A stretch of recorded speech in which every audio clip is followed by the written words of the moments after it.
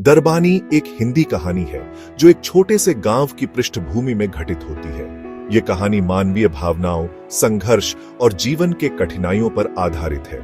किसी समय की बात है, एक छोटे से गांव में एक पुरानी हवेली थी जिसे लोग दरबानी के नाम से जानते थे। इस हवेली में एक बूढ़ी औरत रहती थी जिसका नाम था सुमित्रा।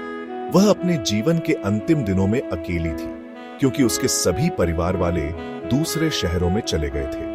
सुमित्रा का दिल बहुत बड़ा था और वह हमेशा गांव के बच्चों को अपने पास बुलाकर उन्हें तरह तरह की कहानियां सुनाती थी।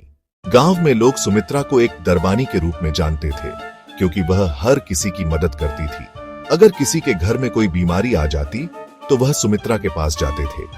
वह उनके लिए औषधियां तैयार करती और अपनी सलाह देती थी। किसी की जरूरत होती तो सुमित्रा हर वक्त मदद के लिए तैयार रहती। लोग कहते थे, जब तक सुमित्रा है इस गांव में कोई दुखी नहीं रह सकता। लेकिन एक दिन गांव में एक भयंकर बाढ़ आ गई। गांव के लोग अपनी जान बचाने के लिए घरों से बाहर निकल आए थे। सुमित्रा की हवेली भी बाढ़ में डूबने वाली थी, लेकिन सुमित्रा ने अपनी हवेली को बचाने के बजाय गांव के बच्चों और बुजुर्गों को अपनी हवेली में छिपा लिया। उसने उन्हें अपनी बहुमूल्य जीवन के आखिरी दिन इस तरह बिताए ताकि वे सुरक्षित रह सके। कुछ दिन बाद बाढ़ शांत हुई और लोग अपने घरों की ओर लौटे। जब लोग सुमित्रा की हवेली में पहुंचे तो देखा कि सुमित्रा ने अपनी जान देकर गांव के बच्चों और बुजुर्गों की जान बचाई थी। उसकी बहादुरी और त्याग ने गांव वालों के दिलों में एक नई उम्मीद और प्रेरणा का संचार किया।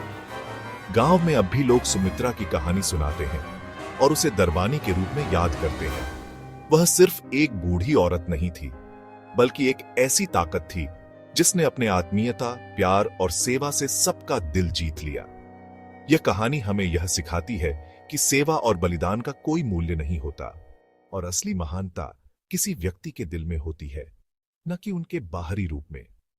दरबानी जैसे लोग समाज में चुपचाप अच्छाई फैलाते हैं और हमें सिखाते हैं कि दूसरों की मदद करना ही असली जीवन है। और ऐसी कहानी देखने के लिए हमारे YouTube चैनल को सब्सक्राइब करें।